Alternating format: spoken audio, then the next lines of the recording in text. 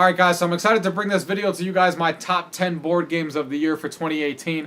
I'm a big board game fan. You guys probably have seen in all my videos, all the board games behind me. And there's so many games that get released every year, so I'm excited to give you guys my top 10 for the year of 2018. Let's go ahead and get into the video. Gaming tech, eating brekkie is the gaming tech. Going for a recce is the gaming tech.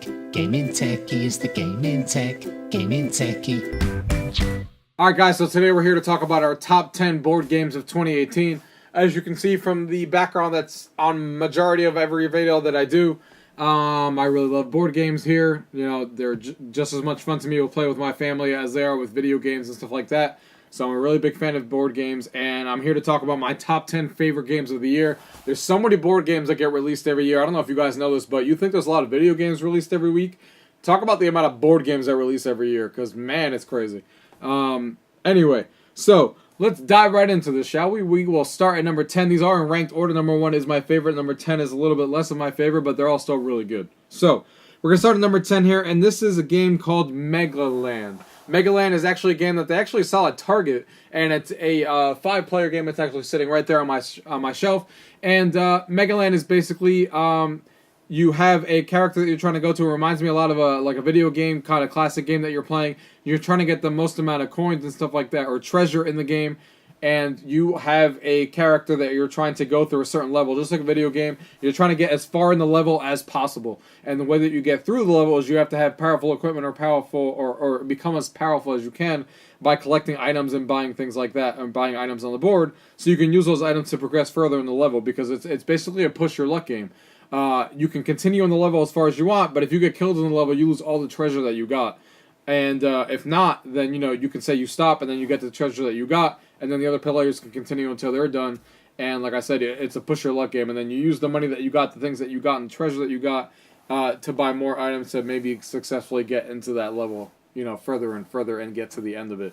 So it's a push your luck game, but it has a very video game feel, which obviously fits right at home with me. 5 players. And plays really quickly, and it's a fun game. Like I said, it's one of the games that they actually sell at Target, and I really like this game.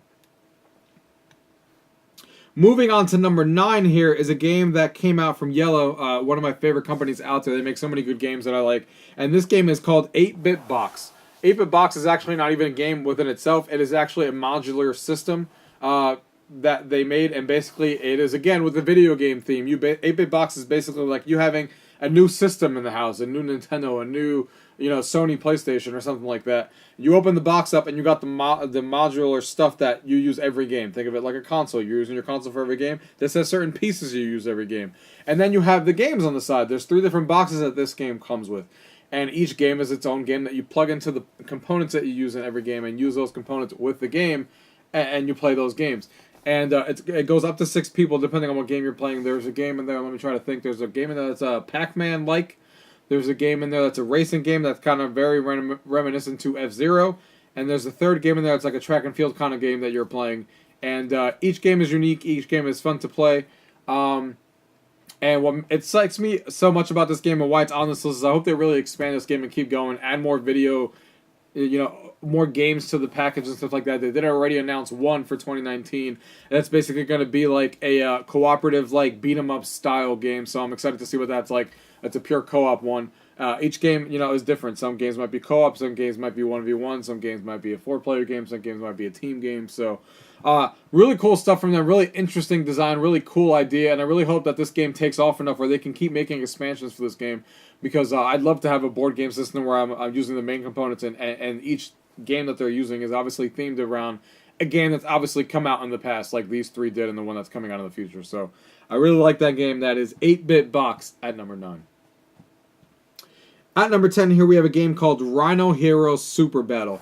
Now, it's actually sitting right behind me. It is a 4-player game, and this game actually was a 2-player game originally called Rhino Hero. And basically what you're doing is each player is taking their turn. You have a piece, and you're trying to build a tower, and you can see how tall this game is. Think of it like a modern version of Jenga.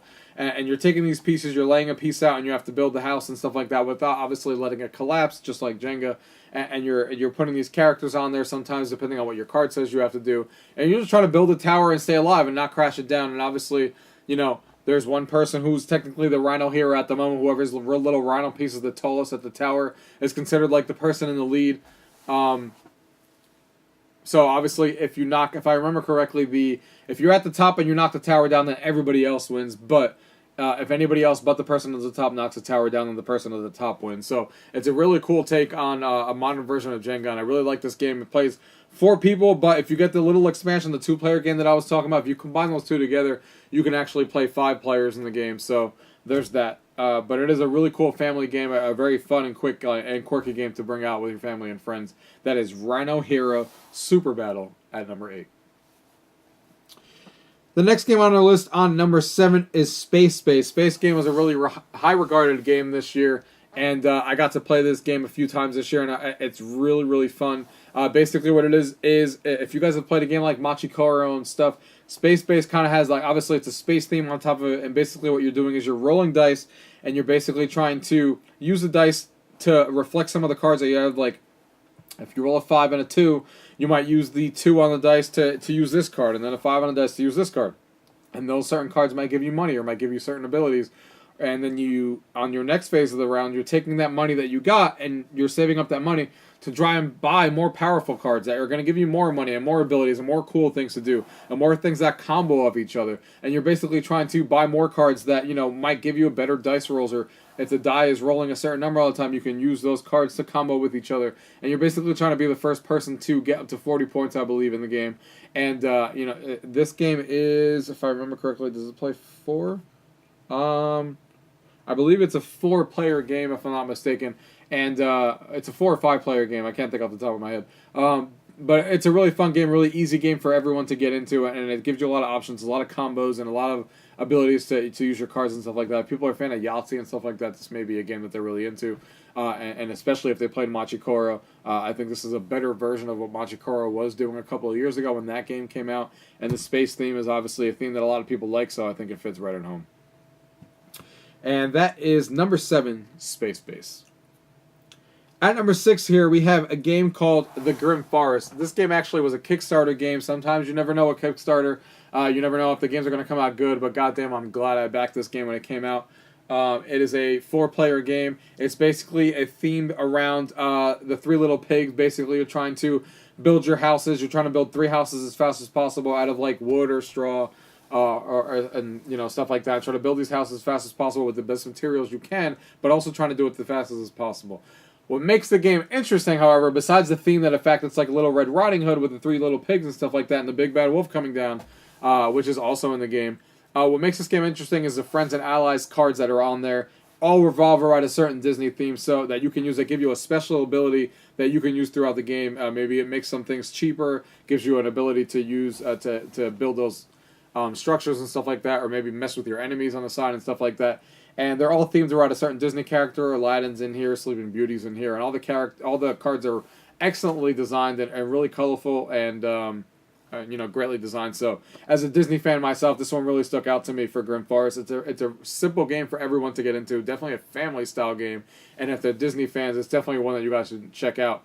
It's a really fun engine building game as far as getting those 3 houses built as fast as possible, getting the most points out of them. Obviously, the better your house is made by the material, the more points you get. So you rack up the points at the end, see who wins, and that's who the winner is. So that is number 6, Grimm Forest. Number 5 here is a game called Everdell, also a game from Kickstarter, and it's actually sitting right here behind me. It's a 4-player game, and the reason I like this game so much is because the art style in this game is literally fantastic. The game looks so good, as you can see in this picture here. As a 3D pop-out tree that sits in front of you, all the cards that are laid out in front of you are so perfectly illustrated and so much fun to look at and mess with. And basically it is a worker placement game. You're trying to go out there, use your workers to, gain wood, gain cards, buy cards, do all these things to get points at the end of the game and be the one with the most points. And you're going through seasons like the fall season, the spring season and stuff. And what's cool is, a lot of games, when you're done with the season, when you're done with your workers and stuff like that, and worker placement game, let's say we're in the spring season and I'm done, and you say, all right, spring season's ending for me because I'm done, you grab another worker, now you have 4 workers in that season, or 5, but usually you have to wait for the rest of the players to, finish their seasons to catch up because you're done for the season. In this game, the interesting mechanic is that you actually don't stop. You actually continue you can be on spring season, the other person over there can be on fall. And the game continues and stuff like that until you get to the end of the game and everyone finishes through all their seasons and doing all the actions that they want to do throughout their seasons and getting the most amount of points that they can and using the cards and stuff like that. So this game is really cool. The replayability in this game is really high because not every card is used in every game. So there's a lot of different cards and a lot of different things that you can come out and play. And like I said, every card is just illustrated so well, and I had a lot of fun playing this game. It's a great 4-player game, if it's possible. If you can find the collector's edition, the components in the collector's editions are so good, like the wood pieces and the, the things that you're collecting, it looks so good. The berries that you're collecting in the game, the berries feel like little squishy balls and stuff like that. It's just a really excellently designed collector's edition if you want to take it that extra level, if you want to, get the components a little bit higher quality. But either way, the game is fantastic. That is Everdell at number 5. Moving in at number 4, we have a party game on the list, and that is Hail Hydra. Now, this is a Marvel-themed Resistance-style game. If you guys haven't heard of games like Werewolf and Resistance and games like that where basically there's 8 players in the game and you're trying to figure out who's who around the table, this game is basically that. You're fighting there's Hydra on one side and the other team on the other side, and you're basically trying to beat the bad guys in the middle of the table. And, let's say the first guy, whatever the first main villain would be, you're all trying to attack him and kill him and go around the table and pick your team to go after them, but you don't know who's actually on the bad side and who's on the good side. So that's what you're trying to deduce and figure out in the game, a deduction game, try and figure out who's actually on your team and who's actually on the other team, trying to not kill that person and do certain things to actually keep him alive and kill the rest of you guys off. So it's an interesting game. Like I said, it plays just like a Resistance-themed Marvel theme on top of it. I really like it, especially because I'm a fan of Marvel, and this one's easy to teach. I played it with my family. After a game that we practiced, they all had it down. There wasn't any issues with the game, and we had a lot of fun playing, and it's always a crazy ending, like all these games are at the finish after playing for 45 minutes, and you're like, oh my god, I can't believe that was you. You lied to me the whole entire time, blah, blah, blah. It just causes chaos, and it's a great party game and an easy game to teach to everyone after a game of playing. That is Hail Hydra at number 4, and I believe that this one's sold at GameStop. If I remember correctly. At number 3, we have Chronicles of Crime. Now, this game is really interesting on the list. We're getting to the top of the top of the pile here. And Chronicles of Crime is really interesting for a variety of reasons. First of all, the game is fantastic. It is like you trying to figure out, like you're playing a game of Clue, basically a murder mystery game, trying to figure out who killed who and trying to go through all these scenarios and get clues and stuff like that. It's like you're basically playing a board game of CSI. And what makes this game really cool is it actually uses an app. So you have to use your iPhone or your iPad and stuff like that. And that is how you there's little QR codes on all these little cards and stuff. And you're scanning the cards and, trying to get clues from them and read the story on the iPad and figure out what happened, who murdered who. And then when you get to the locations, it gets really cool because you could take the iPad when you get to a new location and you have like 40 seconds or something to look around the location and look for clues. And you could just use the iPad and swipe your finger to rotate, the picture around like a panoramic picture, or panoramic picture. Sorry, I can't speak. And you're moving the picture around and stuff like that. But what you could do instead is that you could buy a VR goggles as a person who loves VR, and you guys know on this channel, you could basically buy 3D goggles or 3D glasses and put them on, and now you're looking at this entire, you're in there in the room, and you're looking at all these clues and stuff. It really adds that extra layer into the game, and it's just a lot of fun to play with those glasses and look in 3D and look through the room. It just really makes you feel like you're looking at a crime scene. And, like I said, the game has a lot of different scenarios that come with it that you can play through. So there's a lot of replayability as far as like playing different scenarios and stuff like that, and they're already talking about, you can see in the app what's coming next and stuff like that. The app is top-notch, the game is top-notch, really fun to play, really easy to play. The tutorial really teaches you the game very easily. There's not much to learn, there's not like a gigantic rulebook to read or anything like that. And Chronicles of Crime, guys, a really excellent game that you guys need to check out. That is Chronicles of Crime, that is for 4 players. At number 3. At number 2, we have a game called Western Legends, another game that actually came from Kickstarter. It plays up to 6 people, and goddamn is this game good. As a Western fan myself, there's another game around here that I have that my family really loved as well, that was themed after the Wild Wild West, and I can't think of what the name is now, but this game will be replacing that game for the foreseeable future, because this game is so much fun. It's basically an open-ended, do whatever you want style play. and you're trying to become the most legendary, person in the Wild West, and basically you're doing that by doing whatever you want on the board, to become the most legendary person and try to get to a certain legendary status before everyone else does.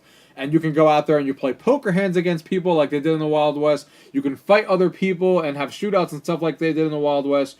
Go buy stuff at the market. You can take cattle from one ranch to another. So many different things to do on the board to, try to increase your legendary status, but you can obviously go to jail in the game. You can become wanted in the game or non-wanted in the game. There's different perks on why you would want to be wanted by the law or not want to be wanted by the law. You can play with little mission cards that give you an idea of what to go if you want to play that way, but those are secondary. Like I said, it's an open-ended game. You can do it any way you want and play the game, and do whatever you want in the game and try to become a legend as fast as possible compared to other players. It is a fantastic game. There's already 2 expansions that came out of Kickstarter that I haven't tried yet, but I will be getting. And easily my favorite Wild West game that I've played as far as board games go. And it's so much fun, easy to teach, easy to play with your family and friends. It's just an excellent, excellent game that came out this year. Obviously, sitting at my number 2, and that is Western Legends, guys. Definitely check this one out. I believe the game's actually out of print right now. I think you can probably only find it on eBay. I don't know if you can find it in stores right now, but if you can, definitely check this one out because it's definitely worth your time.